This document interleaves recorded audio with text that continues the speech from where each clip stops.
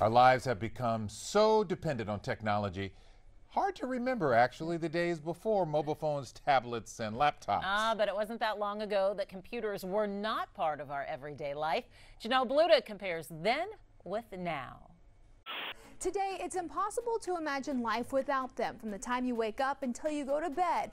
Whether it's high speed in your hand or downloading on your desktop, we're talking, touching, really only functioning because of our computers. So it's almost hard to believe that just 30 years ago, computers were pretty much non-existent in American homes. I know.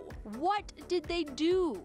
Apparently, that was the time of payphones, phone books, and checks in the mail. In 1984, only 8% of homes had access to a computer. Fast forward only 3 decades, that number is up 11 times. By 2016, 89% of homes had some sort of computer, 76% using a smartphone, 58% a tablet, but still most, 77% had a desktop or laptop computer. 48% of homes have all three, #fancy. But what's a computer without worldwide access? In 2015, 77% of homes had an internet subscription. Pretty sure that was zero in the 80s. Data collection doesn't even start until 1997. Hey, remember this? That's called dial-up.